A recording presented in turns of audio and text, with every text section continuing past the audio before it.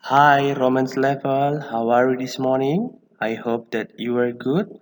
We try to do our best even in this pandemic. Please stay at home and keep healthy. By Teacher Ranto, we will study about Mathematica.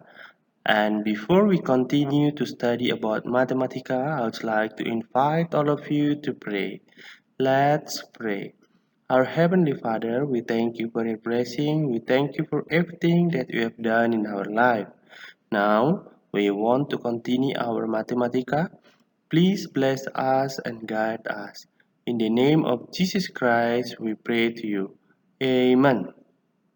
Oke, sebelum-sebelumnya kita sudah belajar tentang pembagian dan perkalian. Nah, sekarang kita masuk ke dalam operasi hitung campuran pada bilangan bulat. Yang perlu kamu ketahui adalah kita harus tahu langkah-langkah apa sih yang harus kita kerjakan dulu. Nah, ini langkah-langkahnya. Yang pertama adalah kita harus kerjakan terlebih dahulu yang ada di dalam kurung. Setelah itu, kita kerjakan perkalian dan pembagian dari kiri ke kanan, dan kemudian kita kerjakan penjumlahan dan pengurangan dari kiri ke kanan. Nah, sekarang teacher akan kasih contoh soal.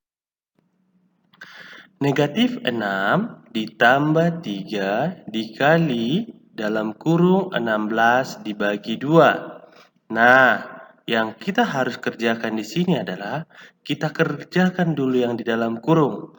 Kita keluarkan yang di dalam kurung itu menjadi tidak di dalam kurung. Nah, dia akan menjadi negatif 6 ditambah 3 kali 8. 8 itu dapat dari mana? Dari 16 dibagi 2 yang di dalam kurung. Nah, setelah kita kerjakan yang di dalam kurung, kita kerjakan perkaliannya dulu. Kalau misalnya ada pembagiannya, kita kerjakan perkalian dan pembagiannya. Ingat ya, dari kiri ke kanan. Nah, karena di sini hanya ada perkalian, kita kerjakan dulu perkaliannya. Maka hasilnya adalah negatif 6 ditambah 24. Terakhir, penjumlahan. Nah, kita jumlahkan. Di sini negatif 6 ditambah 24. Kita lihat mana yang lebih besar, negatif kah atau positif?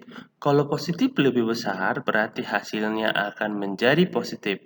Maka kita mendapat hasilnya 18. Nah, sekarang kita ke pemecahan masalah yang berkaitan dengan bilangan bulat. Soal pertama, suhu kamar awal adalah 18 derajat Celcius. Kemudian suhu meningkat 5 derajat Celcius di siang hari. Suhu turun 7 derajat Celcius di malam hari. Kemudian suhu kamar adalah titik-titik. Nah, yang diketahui kita lihat, yang diketahui suhu awal 18 derajat Celcius meningkat berarti itu adalah positif dan menurun berarti adalah negatif. Nah, untuk jawabannya kita bentuk dulu operasi hitungnya. Setelah itu baru kita dapatkan hasilnya. 18 derajat ditambah 5 derajat dikurang 7. Ingat ya, meningkat berarti ditambah, menurun berarti dikurang. Maka hasilnya di sini kita kerjakan dari kiri ke kanan. Hasilnya adalah 16 derajat Celcius. Soal yang kedua. David membeli 15 bungkus coklat dan memberi teman satu kelasnya 3 bungkus. Sisanya dibagikan kepada 10 tetangganya. Ketika setiap bungkus berisi 85 coklat, maka jumlah coklat yang didapat setiap tetangga adalah. Nah, kita cari apa yang diketahui.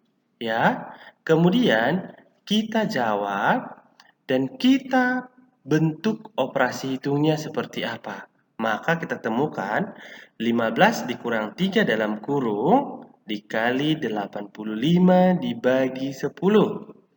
Sama dengan 12. Karena di dalam kurung itu kita kerjakan dulu dikali 85 dibagi 10. Maka karena perkalian dan pembagian, berarti kita kerjakan dari kiri ke kanan. Menjadi 1020 dibagi 10. Dapatlah dia hasilnya 100. Soal yang ketiga, suhu kamar adalah negatif 5 derajat Celcius. Suhu kamar meningkat sebesar 3 derajat Celcius setiap setengah jam. Setelah 4 jam, suhu kamar menjadi titik-titik. Nah, apa yang diketahui? Kita buat seperti ini dan ingat ya, 1 jam sama dengan 2 kali setengah jam. Berarti 4 jam itu berapa? 4 dikali 2 dapat 8. Berarti kita dapat operasi hitungnya negatif 5 derajat Celcius ditambah 3 derajat Celcius dikali 8. Kita kerjakan dulu perkaliannya. Dapatlah dia hasilnya negatif 5 derajat ditambah 24, hasilnya 19 derajat Celcius.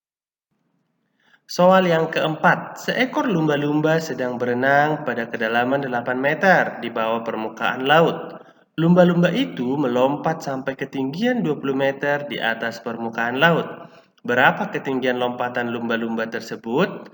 Diingat ya, ini adalah gambarnya. Diingat kalau di bawah permukaan laut berarti itu dihitung negatif. Dan di atas permukaan laut itu dihitung. Nah, diketahui kedalaman di bawah laut kita gunakan nilai negatif atau minus. Ketinggian di atas permukaan laut bernilai positif. Maka operasi hitungnya adalah 20 dikurang negatif 8. Dapatlah hasilnya. Diingat ya, ketika ada pertemuan negatif-negatif di tengah-tengah penjumlahan operasi bilangan bulat, operasi hitung bilangan bulat, maka kita mengubahnya menjadi positif. Hasilnya 28 meter. Nah, itu aja yang bisa teacher sampaikan untuk saat ini.